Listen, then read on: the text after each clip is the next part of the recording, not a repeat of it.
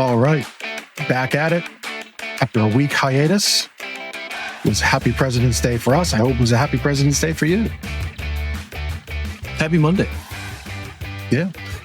That's what we do this thing. It's Mondays at 2 o'clock. Here we go. Welcome to it. I feel like it's the first show. One? I don't know. We're 131 episodes into this thing. Yeah. I don't know. Seriously, you feel like it's a new show? I feel like I've hit a giddy moment, and I'm just gotta. What's in that roll coffee? with it. Yeah, I don't know. It's Whiff Roasters, who was the last slide on the intro. Yeah. Just a note on Whiff Roasters, just kind of plugging them. Fantastic coffee, of course, right? But we give it to every customer. It was, yes, we do. They had to close their retail spot in the Lidditz old Wilbur Chocolate Building, and they're renovating. They're renovating their first time doing the show. First time using words. I don't know. Apparently, but they're making a retail space, a bigger retail space, and a kind of like coffee shop sort of atmosphere. I think in their facility, which is right behind Julius Sturgis Pretzels. The coffee guys are doing a coffee shop type of I think so. Well, boy, you are on point. At their roastery, they just have like a little retail space where you can buy the coffee, but not like they don't brew it there. Now they're going to have a brewing destination. So they're not only good at selling you the coffee. Yes. They're good at giving you the coffee experience. They will make the coffee as well and provide it to you. Yeah. Yep. Who thinks Ben's off to a rocky start on this week's episode? First time, feels like it's the first time hearing the show after 130 times. Yeah, I don't know. Has a problem with words, renovating. Yeah. And then, sometimes coffee shops doing coffee shop things. Imagine that. Anyway, Lancaster Connects, this is a show not about two guys in a mattress store making fun of each other or having fun. It often starts off that way. But the whole intent of this show is to bring you really great stories, really great people doing great things here in Lancaster. It's really a community podcast show, shining light on people doing good things, helping out their community, providing fun things to do in the community, which is what our guest is about today. And so, this weekend, Ben and I, we had sports things for our kids. Mm-hmm. Our guest had sports things for our kid. And I thought, what a great time to remind you about sleep for your kids and for your teenagers. Right? Like they're pretty sleep deprived as of late, as a whole, as a group. They're, like you get up into the high school ages, there's, sports activities, a lot of homework, tests, like multiple tests weekly. And I think Amelia told us this morning, she finally fell asleep at like 1:30 last night. And of course had to get up at 6:30. That's not a lot of sleep. That's not enough sleep, right? Yep. No, not for a teenager. I mean, the average teenager should be getting about 10 hours of sleep. Yeah. She did not get 10 hours. So think about that. And, sleep, that's one of those things that compounds. And maybe that'll be a good way to bring our guest on here in a minute because he has pilot training. His sleep debt compounds and sleep deprivation is a tremendous concern for people who fly things, not just for teenagers who play sports, but sleep deprivation is something that exists everywhere for everybody, affects everybody the same. And, sleep debt compounds. It goes out. It's not something you can just necessarily fix the very next night. It can take a week or so to, fix what you missed by going to bed at 1:30 the night before. Yeah. So, yeah. He was in bed before that, I think, didn't fall asleep for whatever reason. Yeah. Our youngest son, Aiden, is he's on this football path. So he's up, he's in the gym at school at 7 a.m. and, workouts first thing in the morning and then workout in the afternoon and his own workouts at home and on his own. And then yesterday we had 4 hours of private football coaching and, eating 5,000 calories a week to keep up with all of this stuff and grow. But when you're 16, you can do that. Yeah. And if you have the physical routine to do it, right? Yeah. Dad sometimes does it and you can see the throughput of that. His sleep, he really stays on top of it. I mean, he's good. He's getting up to bed about 8:30 each night. Doesn't fall asleep right away, but by the time I go up, he's long been asleep. That's right. And, he has to. He's just, he's a big old hoss of a young man to carry around. So he needs that sleep, just like his dad. So anyhow, so hopefully your weekend was good. Hopefully you did great things with your kids, with your family, and here in your community. And I guess it's a good time to bring Brett on, because bring him on. What Brett does, Brett Engroff from Susquehanna Valley Balloon Company does, is he can make your weekend a lot of fun here coming up soon in the spring. When does your season start off, Brett?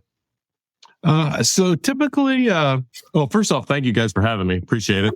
Thanks for being on.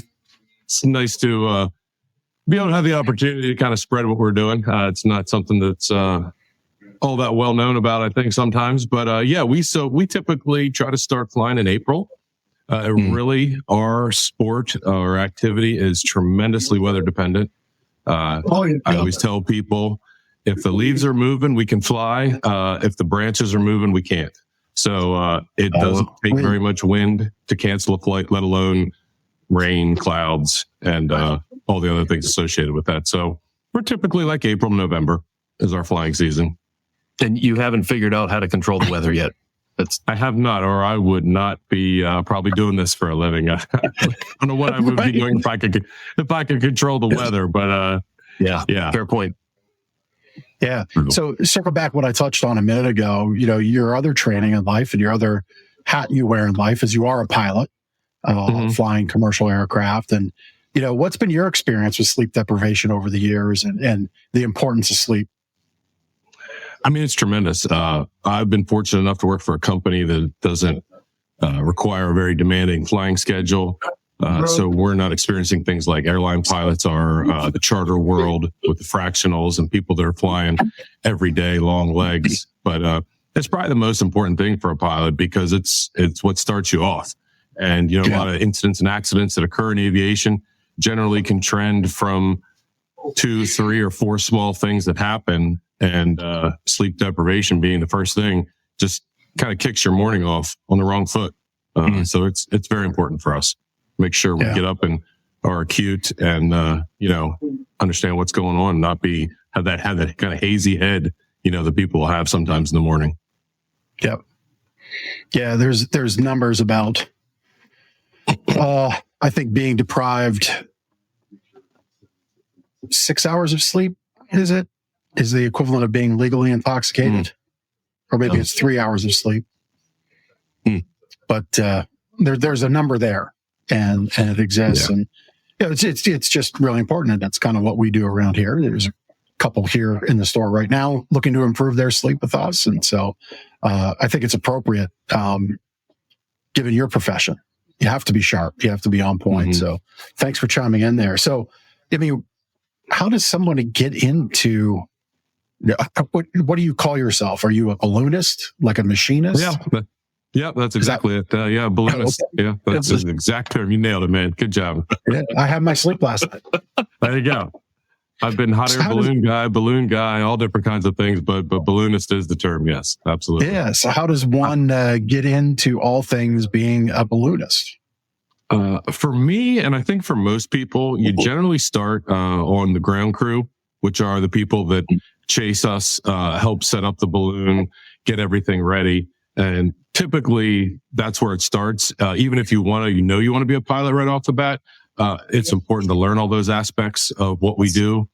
So myself, I took my first ride when I was probably 9, started crewing right away, down at the Strasbourg Balloon Festival, it's kind of been debunked for many, many years.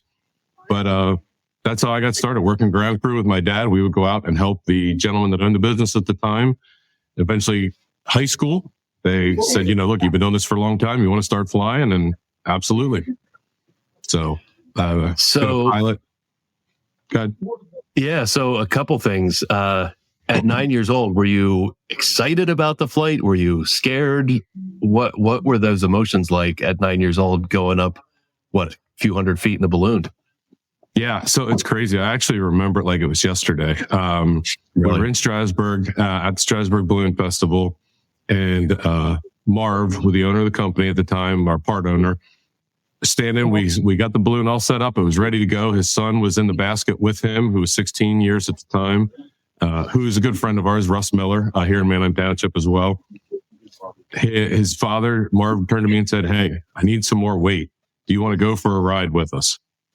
It's like, yeah. So just jumped right in, put a helmet on, because at the time, those baskets were cabled without any solid stabilization between the basket and the burner. So you can see those stanchions there, those solid pieces. We just had cables. So when you would land, that whole burner assembly would come down and you had to duck and get out of the way of it because it was coming down towards you guys. So that was my first experience flying across Lancaster, and it was, love at first sight ever since. That's incredible. That's a great story. So then learning how to fly it, like, what is that like? I'm sure there's a certain amount of hours and training and all of that. Like, what do you have to go through to be a pilot? Yeah, it's actually the same process as what you do for any type of, whether you're helicopter or jet or airplane. It's obviously much less rigorous. It only requires 10 hours for your private and 20 for your commercial. You do have to take a written test. And then you do have to pass a practical flight test with an FAA certified examiner. So it's, like I said, same process, just there's only so much to ballooning. If you can't get it in 10 hours for your private license, then it's probably not for you. It is something Jeff, that requires... I just working out. I can see the FAA instructor say that to me. Jeff, I think maybe sticking to motorcycles or... hunting, or don't get off the ground. Yeah.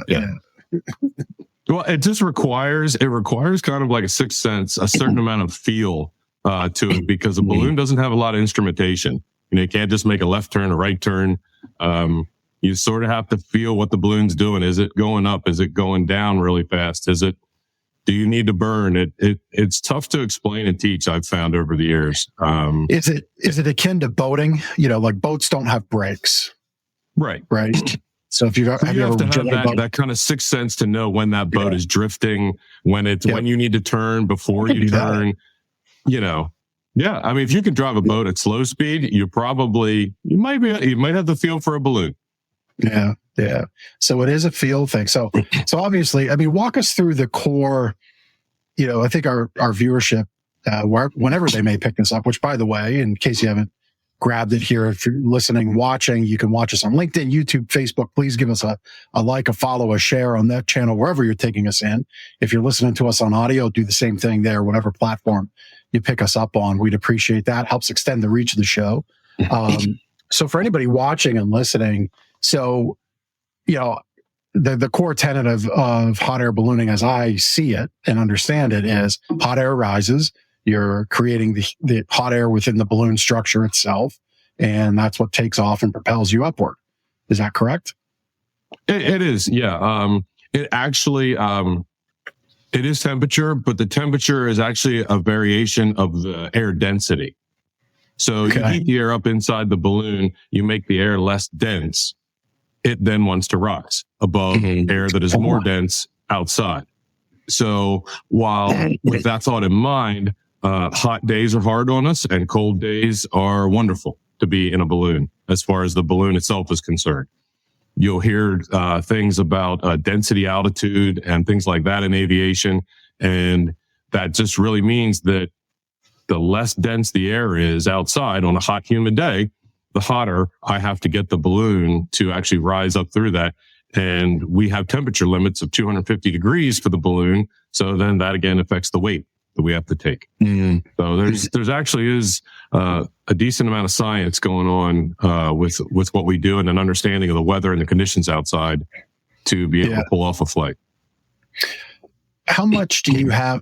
How much attention are you needing to pay to airports? Like, we have, we'll talk about it later here in our time together. We get the Lancaster Air Show coming up. Obviously, you got an airport right there. You got the airport at Smoketown. You have, flight patterns, I guess, as you get further east in the county. Might you run into some of the flight patterns for like Philadelphia Airport? How do you have to pay attention to the airspace? What goes on there? You do, absolutely. And we are kind of the sailboat of the sky. Is what I tell people. We have the right of way, because we have so little control over what we're doing. We can obviously go up and down, but left to right, we're strictly at the mercy of the wind. That being said, we do still have to respect the FAA regulations for airspace. If we're coming into Lancaster, which we take off from Lancaster every morning from the Lancaster airport. So I call the tower, get clearance to be able to launch. On occasions when I have taken off from somewhere else and I'm coming towards the airport, once I get within their 5-mile airspace, we do have to contact them, let them know, hey, we're here, we're coming in. They basically just tell us to continue, proceed. There's not really much they can tell us to do because I can't do anything more than land if safely, if I'm able to do that safely, or climb. So like I said, we really get a lot of leeway as to where and what we can do.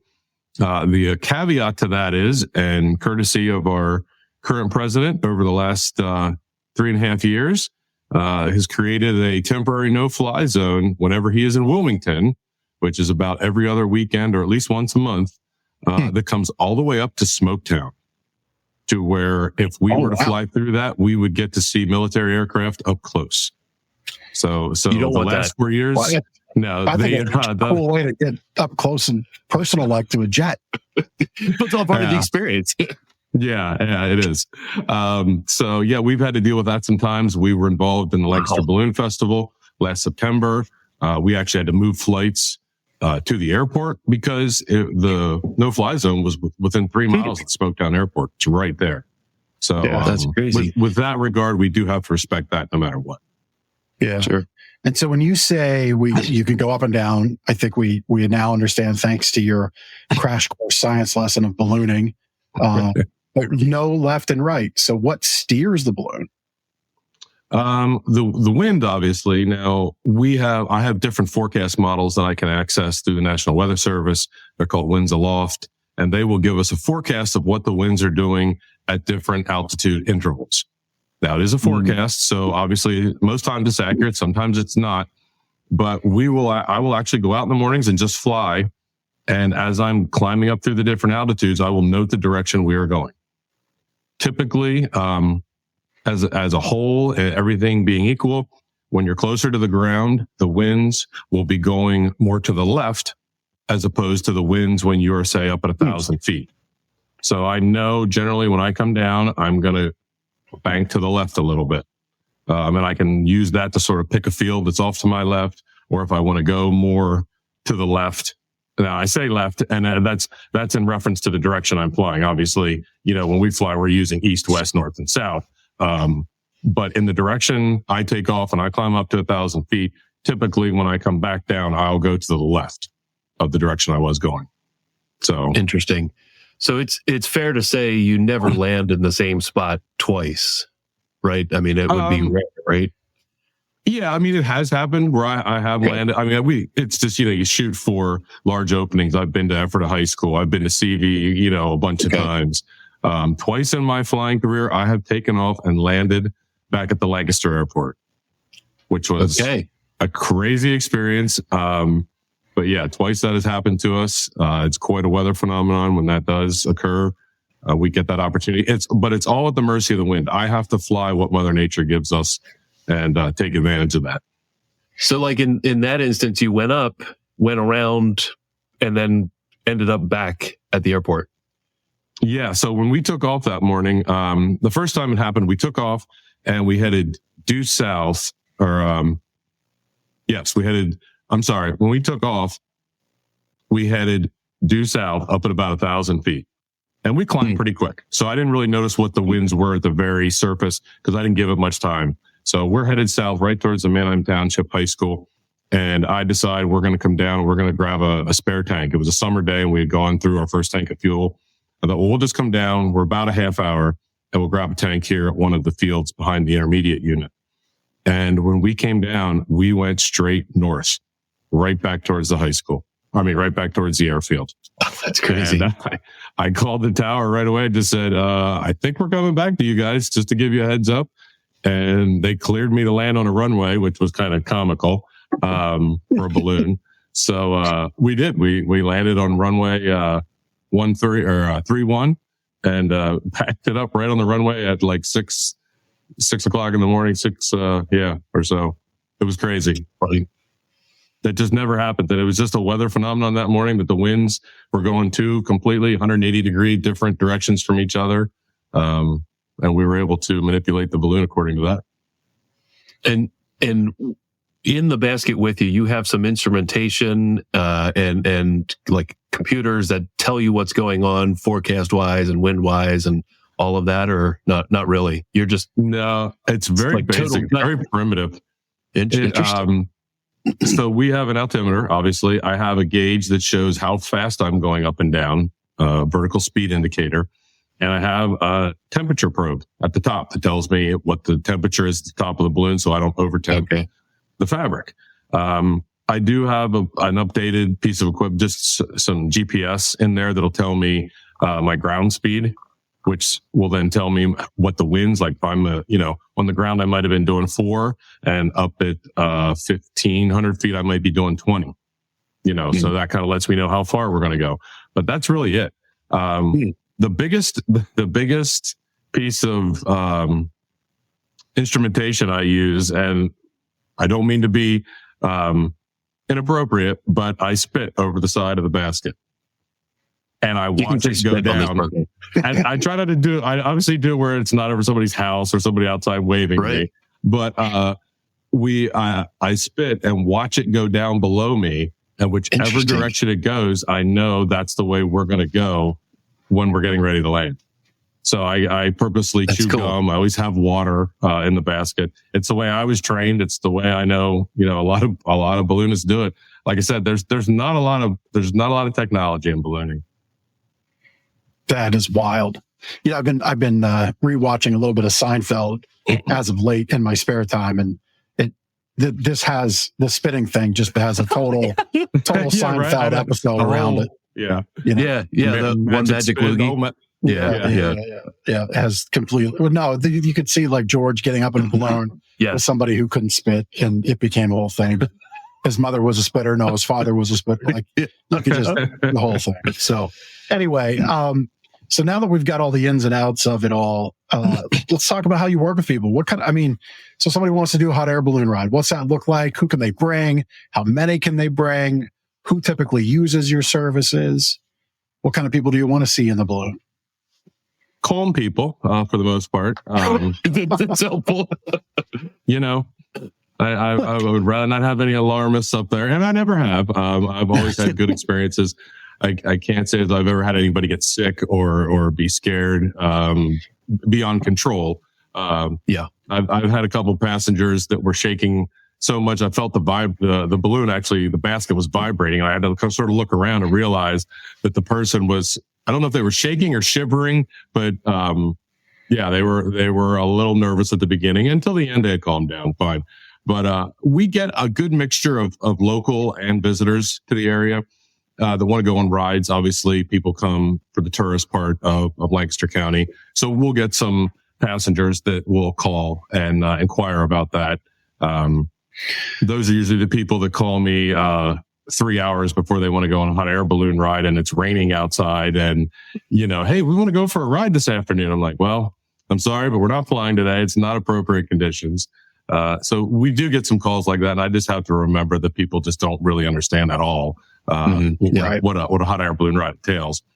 But I mean, I've had my daughters, when they were the age of 5, as young as that in a balloon. My rule there is you need to be able to see out to fly with us. And I've had people, in their late 80s, early 90s fly with us as long as they're in good health.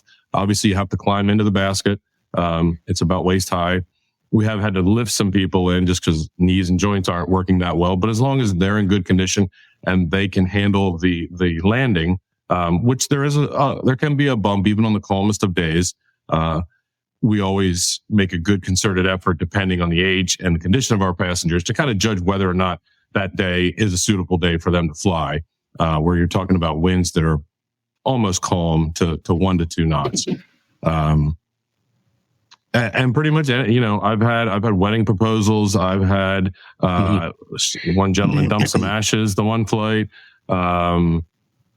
Yeah, my goodness. I mean, we've had, I don't want to say just about everything, but we've had I've had a lot of different experiences in the balloon, and like 99.9% all good.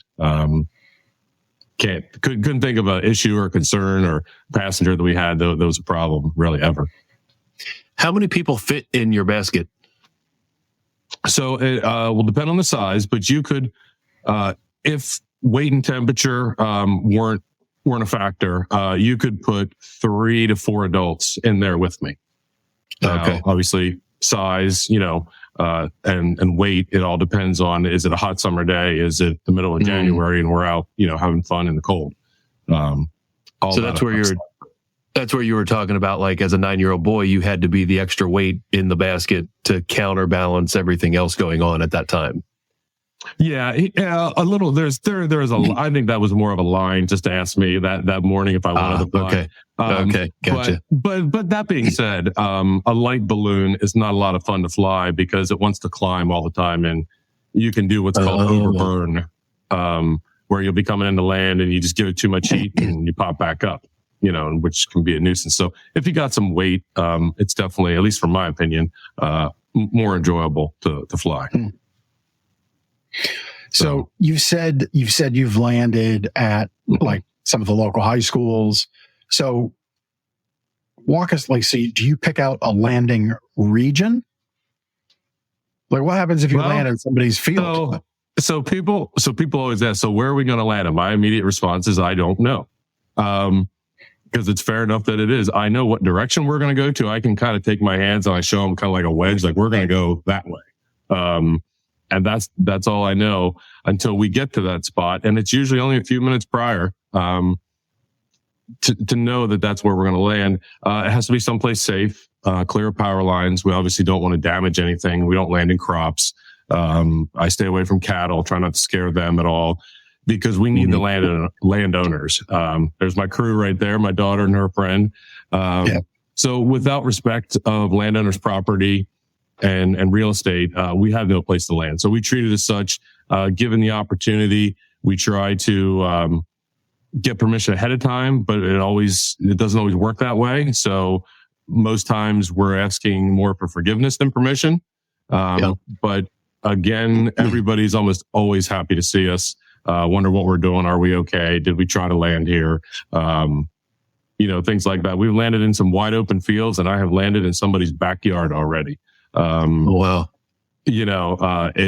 And ironically, the backyard landing, the people were outside watching, and I just yelled down to them, "Can I land here?" And they were like, "Sure, absolutely, please." So, I mean, like I said, everybody loves to see a balloon like flying like right over their house, right? So to have one land in your yard, that's a story. That's like cool.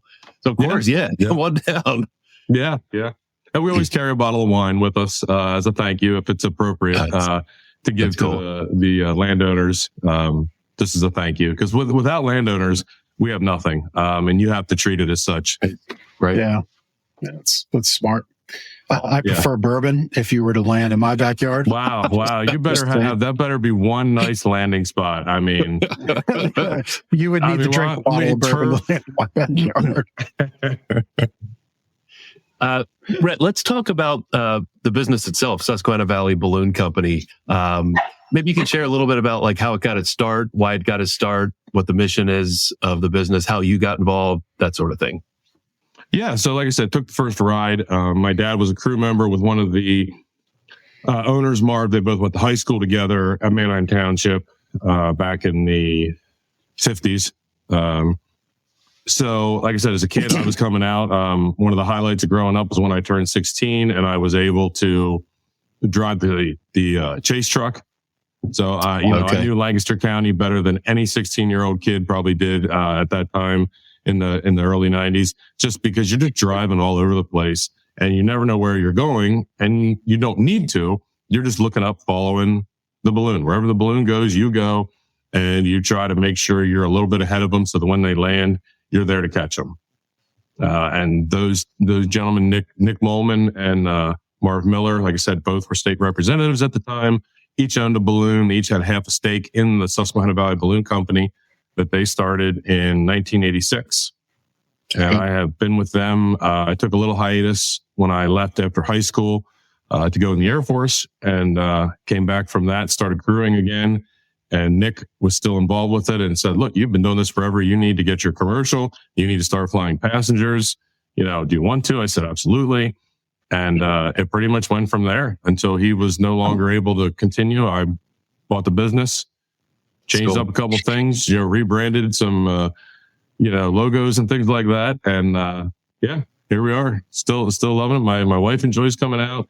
We have a good group of guys that help, and ladies. My kids, I drag them out in the mornings when I need the extra crew. They're of size and strength where they can be of assistance now, which is great. So it's been good. That's cool. So if somebody wanted to book a flight, get more information, what are some of the details that somebody can expect when they're booking a flight? Yeah. So give us a call. We need to know, age and weight. That's usually my first question. How many people? Is everybody in good health? And it's best to give us some time. A month is good. If you want a specific slot, a certain Saturday, a certain Sunday. We also keep in mind that it's really weather dependent. The people that are the most flexible with their scheduling availability, we get flown the fastest. Starting the summer, a lot of my crew are teachers. So once they're out of school, I start doing morning and some evening flights. We're trying to do more evening flights as long as we can get people to help crew. So the people that have the most flexibility are usually the people that get flown first, the fastest. And it just sort of depends, on that. I've had people that have taken 3 years to get flown, reschedule. And I've had other people that, first time we came out, we got good weather. Right. Yeah. I love to fly personally. I love to fly in the fall. It's the best time of the year. So the summer's great too. It's a little hotter, a little more oppressive for me, in there on a regular basis with 30 million BTUs, above your head. But, wow, it's fun too. The evenings are fun. I enjoy it's kind of a double-edged sword. Mornings are great because they're the most consistent time of the day to fly. Okay. But, the evenings are more fun because people are up and awake and there's just more interaction, with the general public when we fly in the evenings. People see us more. We have more of a presence in the evening. So, like I said, they both have their upsides. That's cool. What was I gonna? Sorry, I forgot where my train. Well, you're thinking of that. Have you done anything with schools where you might come in, set up like for their field day or end of year day? Yeah. And you just kind of go up and come down. Like, do you do anything that? Yeah, no, absolutely. My wife is a teacher at the Kissel Hill Elementary School. And at the time, she was at Bonfield Elementary School in Warwick, and we would bring the balloon up for their field day, inflate it, stand it up, try to do as much as we can with the winds and the weather on that specific day. We've done some events where we're doing tethers and things like that. They're a little bit more labor intense, but I'm always up for educating the public or the kids about it, because a lot of people just don't know and might have some misconceptions about it that we can clear up for them. So, that's kind of where my line of questioning was going, and my brain went one way, and I wanted to say something else. It's the first time. Yeah, right. The misconceptions. Anytime I've done one hot air balloon ride, and it was a fantastic experience. It was probably 15 years ago. It was awesome. Loved it. And I'd love to do another one, with you.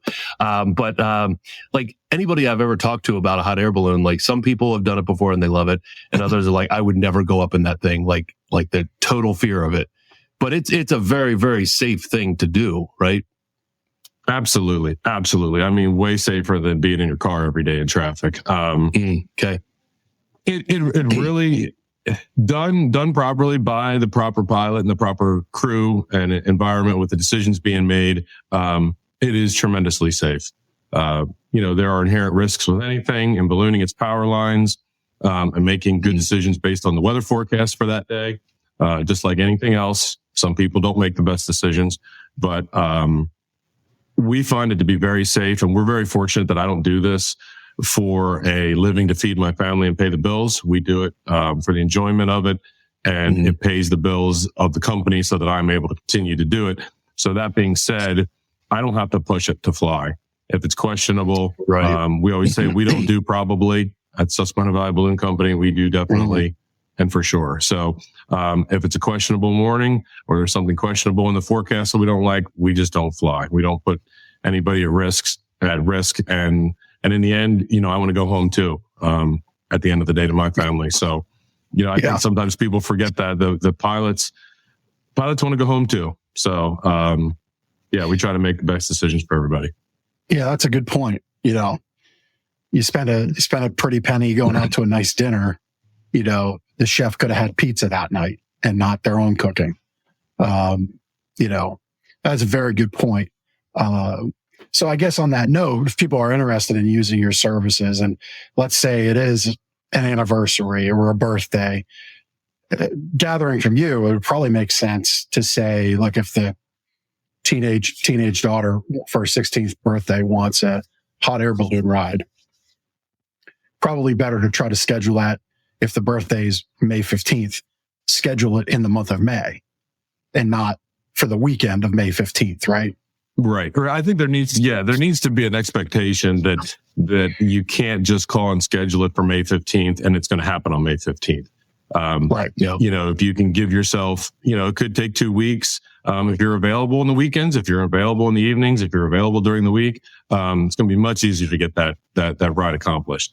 If you're like us as families with active kids in sports and you've got 1 or 2 weekends a month, it could be tough to get the weather to cooperate on that specific day that you want to do it. So I sometimes in the summer will have a list of people that I will call.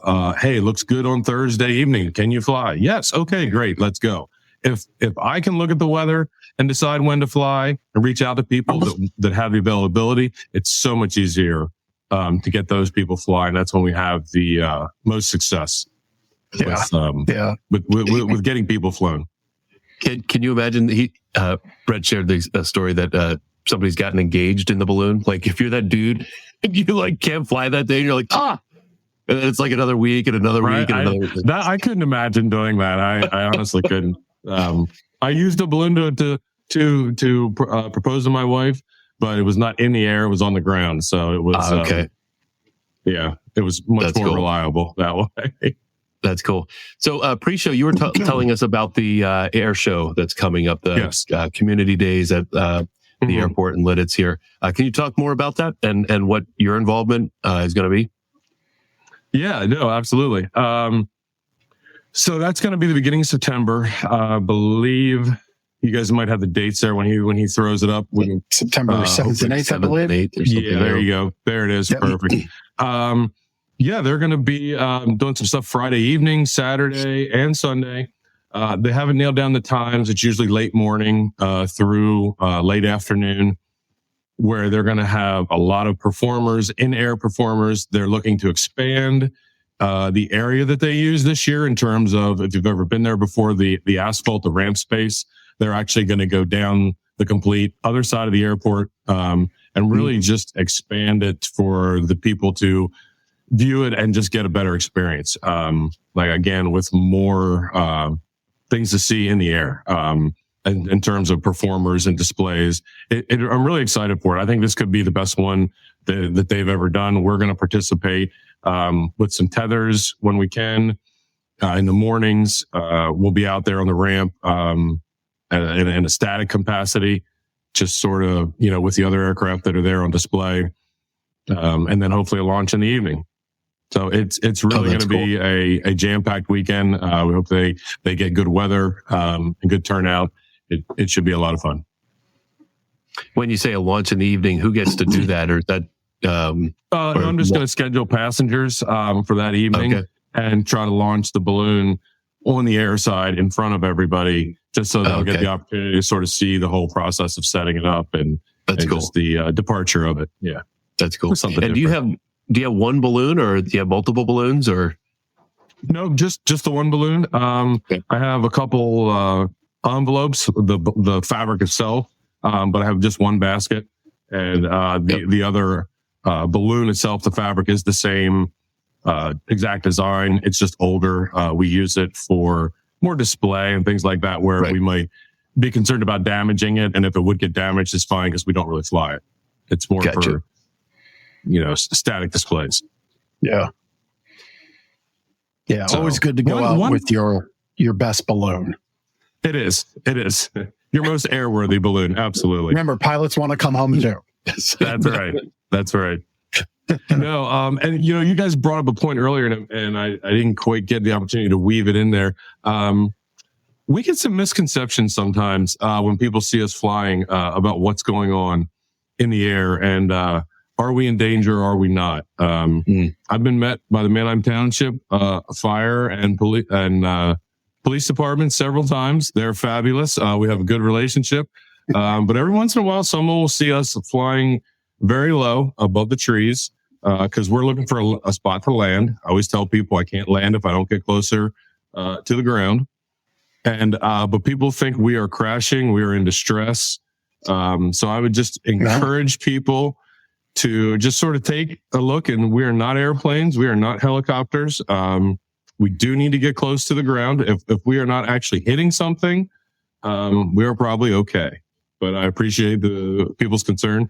But like I said, we have been met by the fire department on more than one occasion because someone has called in a balloon that was, they actually said I was stuck in a tree one time, and that they had seen flames, which they probably did because that's an integral part of what I do.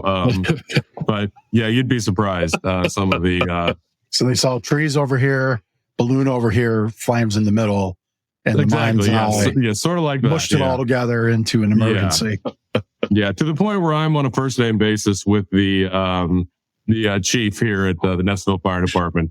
If we do evening flights sometimes, and I know I'm going towards the East Petersburg area, which is where we seem to get the phone calls, I will actually just shoot them a text. Hey, we're going to be up tonight flying. If anybody calls, feel free to reach out to me, rather than bringing out the whole fire department just for us, for a meet and greet. So, it's comical sometimes. So you East Pete watchers and viewers, just relax. The balloons are okay. We're okay. That does seem to be where we get it. I'm not, I live here and that's my township as well, but it does seem to be that's when we get it. Yeah, that's funny. Yeah. Well, man, thank you for stopping by the show and being on with all that you're doing with your Susquehanna Valley Balloon Company there. Very cool. My biggest integration with balloons was in elementary school when we got to jump under the balloon parachute thing. Yeah, right. Yeah. That was always fun. But I've never been in a hot air balloon. And so I'll have to talk with my wife and see if she's, I don't know that she's changed her position on it yet. So maybe it's, she has to watch this episode. Maybe it's a boys and dads thing. I don't know. In June, we are going to be doing it's called the Wings and Wheels event at the Lancaster Airport, Saturday, June 22nd. And we're going to be trying to do a tether there in the morning, again, if the weather allows. So if you're around and you've ever wanted to try a hot air balloon, that's the best way to do it. You can just we'll be all tethered to the ground, going up and down about 80 feet or so. You can kind of just sort of get a good sense of it. That's a great way to try it out. Sounds perfect for Steph. It does. Yep. We'll see. Yeah. I think 8 feet off the ground for but we'll see. We'll see. So that's June 22nd. You're planning to be at the airport. Saturday, June 22nd at the Lancaster Airport. It's called Wings and Wheels. Yep. We will hopefully be there, like I said, again. And I'll probably post something on our website about it as it gets closer. And hopefully Mother Nature will cooperate that morning and we'll be able to pull it off. Very good. That's cool. Very good. All right. Well, it's that time for Connection Cocktail time. Scott, you talked about bringing wine. I talked about bringing bourbon. It's Connection Cocktail time. So, the pilot drinking his vodka. Yep. Just kidding. That's water. Yeah, water. So I'm a Brett, guy anyways. I'm a bourbon guy. I'm not a vodka guy. So I'm with you. There we go. So we're going to go back to ballooning. What is your most interesting or exciting, maybe non-fire department ballooning experience? Do you have a like a favorite flight you've ever done or most interesting flight you've ever done? I would say the most interesting flight we ever did was just a normal day, normal flight. We flew towards the southwest from the Lancaster airport, headed just west of the city, and we landed in the yard in the front of WGAO. It was a morning flight. Landed right in the grass, and we just sort of did our thing. I'm like, man, they're going to come out and they're going to want to, shoot some video or questions or whatever, and nothing. We just sort of laid it over, did our thing, packed it up. Actually, Terry Madonna was coming out of the studio down the driveway in his car, and he just said, "You guys be careful and have a good morning." And he drove nothing by. to see here. Right. And that was it. I mean, nobody from WGL knew we were there. We were right in their front yard. And that blows my mind because like everybody, you see a balloon going over your head, you're like, oh my gosh, there's a balloon right there. Like, yeah, you would think. I mean, that was probably like 15 years ago for sure. So maybe it was before technology and somebody would have, Facebooked us or something or posted something about us there. But yeah, landed right in front of WGAL and nobody ever knew we were there. Well, yeah, that's funny. Yeah. Didn't know. Yeah. Paying all these people to go get news and it's right in your front yard. News. I mean, yeah. So it was great. If you could do anything else for a living, what would it be? Good question.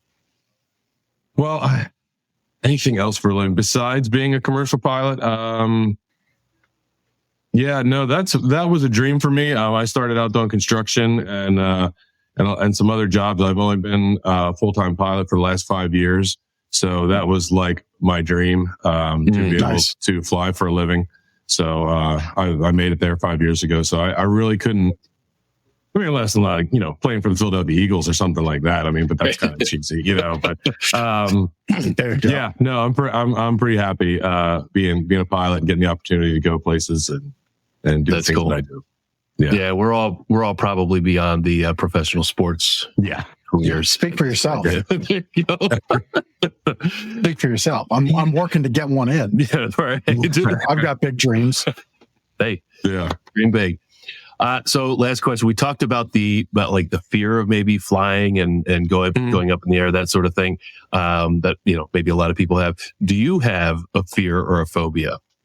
You're obviously not afraid of heights, right? I'm not afraid of heights. Boy, do I have a fear or phobia? There's nothing that really, yeah, I do have a fear. And I do scuba dive, so this is kind of may seem odd, but do not stick me in the water at night. Do not drop me in the ocean at night where I cannot see what's going on. I'm not a big fan of the dark and water. I don't mind the dark, like being on land, but man, no, thank you. That would, I'd be walking on water back to that boat as fast as I could. Yeah, not a fan. I feel you. I wouldn't like that either. Yeah, I don't mind that at all. The thing about water in me is when it's like a lake and it's got the silt and the dirt build up at the bottom, the murky bottom. You got to walk through it. Yeah, I don't like that. Touch it. Yeah, I don't want anything touching movies, right? There's nothing good that comes up from dark water. I mean, it's just Yeah. Don't want it at all. No. Well, thanks for playing along. Yeah. Thank you, Brett. Appreciate you. Absolutely. Appreciate everything you're doing at Susquehanna Valley Balloon Company. You can find out what Brett's up to, literally what he's up to. Nice. At svballooning.com. You can check them out there. Be sure to check out what they're doing at the Lancaster airport. You could, I'm sure hit up Brett's site, his social media, which we've had in the show notes and on the screen, but you can also go to Lancaster Airport, see the events they're doing. I mean, I think one takeaway from this is that, Susquehanna Valley Balloon has a lot to offer, but the airport offers events. If we have a vibrant airport, maybe that leads to more flight and more fun opportunities in our community, and that's good. So make sure you get out there on these events. June 22nd. That was Wings and Wheels. Yeah, there's going to be a huge car show. They'll fill the front field with old and antique cars. So we got that. And then September 7th and 8th is the air show, which looks to be a lot of fun as well. So check that out. Brett, thank you. Thank you for taking the time today. We appreciate you. Absolutely. Thank you for having me. I appreciate it. It's been a blast. Thank you. Yep. Thanks. Well, if you have something cool that you're doing in the community and that the community would enjoy, or you're helping our community in a meaningful way, we'd love to have you on the show. You go to lancasterconnects.com/guest, fill out the form, and that'll kick off the process, and we'll see if you're a fit and look to have you on the show if so. That's cool. Are you speechless? That's like, I feel like I'm starting the show over again. What is happening? I don't know. It's episode 131, not one. Yeah. You okay over there? I'm all right. Yeah, Sure. Hanging in there. Okay. Maybe sleep deprivation has taken over. What's been it? Maybe you didn't get to sleep till 1:32. Yeah, no, I slept. I woke up early, but no, I hit the bed. I'm like out. All right. Well, I'm going to do my sleep better tip, Do it. which means you have your testimonial coming up next. Are you prepared? I am ready. Mr. Episode 1. Okay, I just want to check. All right, very good. So we always do a nice sleep better tip here on the show. And that is our goal. We wrote the book, Sleep Better. It's right here behind me. We'll mail you your copy. And you go to gardnersmattressandmore.com/sleep-better. And so I don't know about you, Ben, if in your wife's side of the bathroom, there are creams and powders and potions for the face. Yeah, all over the place. Yeah. I actually cleaned the bathroom yesterday, and I had to move all that stuff out and move it all back in. There's a lot of stuff hanging out over there. Yeah. Well, so, those powders and potions and creams and stuff can carry a pretty price tag sometimes. All can be rendered useless without the right sleep, right? So sleep is actually skin's natural rejuvenator, which this ain't a filter. This is all goodness coming at you here on the screen. 1080p. That's right. It's all good stuff. But no, it's good sleep releases collagen into your skin, allows the skin to not wrinkle as much. So it really does enhance your looks. And, you can be a sleeping beauty like me. You can with good sleep. And so, it's that part of the makeup industry is a $1 billion industry. Skin care, skin rejuvenation, getting rid of fine lines and wrinkles. Quality sheets can also help with that too, right? If you're on really wrinkly, hard sheets on your pillowcase, that makes a big, big difference. So there's a lot of things you can do related to sleep to help your appearance, help things look good. And sleep is one of them, helps release collagen. So that's actually on page 19 and 20 of our Sleep Better book. We'll send you a copy for free. You go to gardnersmattressandmore.com/sleep-better. I think that's an interesting one because I don't think that really most people would think about sleep in that way. No, they think about sleep in terms of being tired, right?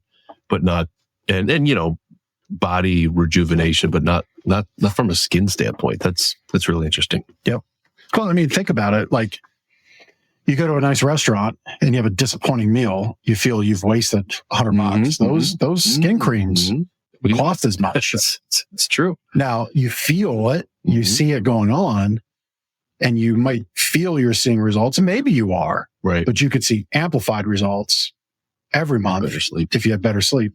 And you can still spend the $100 on this on the skin cream. That's fine, but you'll get far better results with great sleep. I like it. Testimonial time. Gardner's Mattress and More. Right here on Plaza Boulevard, we have some happy customers that have shared some kind words on the Google machine. We had a review come in from Hooked on Comics. I'm not sure who that was, but that was their name on Google. We couldn't have made that up. No. We make up some of them. But. Yeah, right. It takes a long time to write these reviews. Yeah. Hooked on Comics came in to see the Dream Cloud mattresses that had been on their Facebook ad. So if you've ever visited a mattress site, a lot of times you're traveling on social media, you'll see the ads over and over. Dream Cloud is a brand that we carry here at Gardner's Mattress and More, along with some other brands that hang out online. This person was shown what they were looking for, and they were not feeling like they had to buy a bed that they weren't looking for, meaning that they came in for Dream Cloud. That's what they wanted to see. That's what we showed them. And we likely showed other products, but we weren't forcing other products on them, which you do get the feel from some other higher pressure box retailers, right? Well, it's kind of like the $99 car lease. Yes. Try to get the person on the car lot to show you the $99 car lease out of the gate. Right. Probably not going to happen. You got to like grab them by the arm and like twist it. I went a little aggressive there. That's my bad arm. Oh, that's your bad arm. I'm all right. Sorry, it just made Ben squeal. Show's gone off the rails. But no, to the point of, we're not going to do that to you. But in all seriousness, it's totally lost here. I didn't do that. I'm all right. You okay? Yes. You all right there? We have to call the doctor. There we are. Yep. There's the review. Thank God for our producer, Chris. Yeah, he brings everything right back. But it's a very great comment, and we always appreciate feedback, and we always reply to every one of those. Topically to what people shared, and it really is that. It is what we do here with regards to Dream Cloud and Helix and Nectar. I'm trying to think. Tempur-Pedic, I guess, is a digitally native brand that began online as well, or the precursor to the internet, direct mail. Yep. If you want to see it, we'll show it to you. We'll happily show it to you. Again, our primary concern here is it a fit? And we want to help you understand if it is a right fit. And we won't put you in a chicken wing to what we think is the right fit. That was an abrupt moment here on the show. My arm is dead now. It's gone limp. But we're never going to do that to you. If you want to see it, we're going to show it to you. You get to try it out. And that's the nice thing with those brands. They create a lot of intrigue and interest, and you get to experience it here. And it's why we do what we do. It's why we curate the brands that we do. And I feel what is part of our secret sauce, our special experience that you have here at the store. So plus, maybe you'll see Jeff put Ben in a chicken wing someday. We have to do that to customers to get the wallet out, right? And just arm bar. We have never chicken winged a customer. We have not. Nope. So on that note, I think we covered it all. I think that's it. Yeah. Make sure you come back next week to see what Ben does to Jeff for payback of the chicken wing. Just have to see. I'm a little worried. Flying elbow. Right. Hey, remember when I was they give you the people's elbow. Remember when I really trained Brazilian Jiu-Jitsu? Yeah. I mean, yeah. Bring it on. I might have some moves left in the pack. I don't want any part of that. Yeah. Well, this was a great show. We had Brett from Susquehanna Valley Balloon on, learned all about what it is to be a balloonist, and that was cool. So check them out, svballooning.com. And that's it for this show on the chicken wing note. That was good. We'll see you next week on Lancaster Connects.